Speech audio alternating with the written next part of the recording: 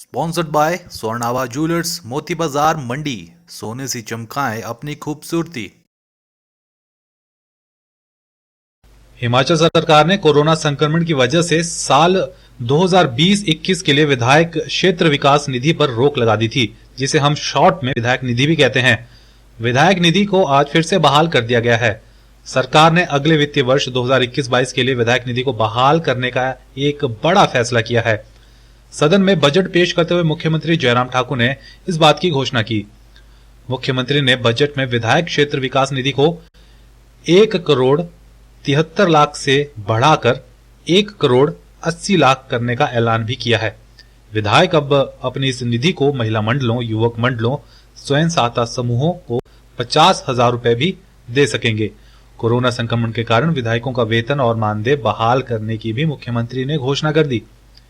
CM ने budget में SMC शिक्षकों और आउटसोर्स पर सेवारत आईटी शिक्षकों के मासिक मानदेय यानी उनकी सैलरी में 500 रुपए की बढ़ोतरी करने की घोषणा की है। इसी तरह मिड डे मील वर्कर, सिलाई अध्यापकों और पंचायत चौकीदारों का मानदेय यानी उनकी सैलरी 300 रुपए बढ़ाई गई है। आशा वर्करों की सैलरी 700 रुपए बढ़ाई गई है। मुख्यमंत्री ने शिक्षकों की मांगों पर मुख्य सचिव की अध्यक्षता में उच्च स्तरीय कमेटी गठित करने का ऐलान भी किया है। बजट में शिक्षा क्षेत्र पर 8,024 करोड़ रुपए और स्वास्थ्य क्षेत्र पर 3,016 करोड़ रुपए का प्रावधान रखा गया है।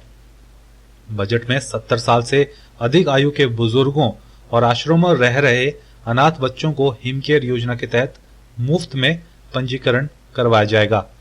मुख्यमंत्री ने दूध खरीद मूल्य 2 रुपए बढ़ाने, 100 नई ट्राउट इकाइयों और किसानों की आय दुगना करने के लिए एक्सपर्ट ग्रुप्स का गठन करने का फैसला भी किया है। बजट में नवगठित 412 पंचायतों में चरणबद्ध तरीके से पंचायत घरों का निर्माण करने का फैसला भी किया गया है।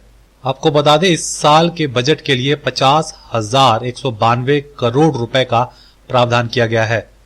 पिछले साल के मुकाबले बजट में नाममात्र की बढ़ोतरी हुई है। इस बार बजट में 1,061 करोड़ की बढ़ोतरी हुई है। बजट में 12 नई योजनाओं को सम्मिलित किया गया है। दिहाड़ीदारों की दिहाड़ी 25 रुपए बढ़ाई गई है। अब उनकी दिहाड़ी 300 रुपए न्यूनतम हो चुकी है। आबादी का 50% हिस्सा हमारे मातृशक्ति का है, महिलाओं का है।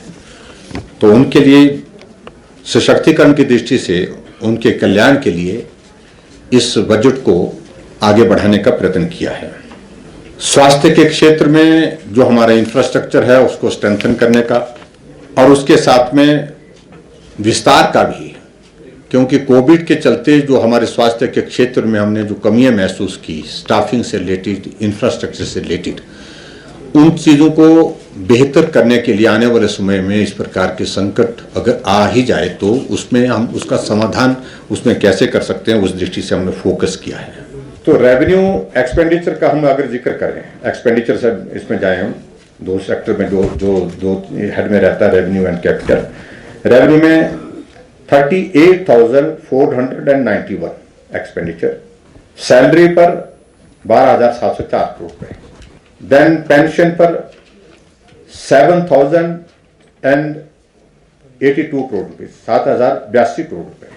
उसके बाद आगे बढ़कर के जाते हम तो इंटरेस्ट पेमेंट जो हम 5,018 करोड़ रुपए और ग्रांटेड डेट सैलरी का जो है 1,487।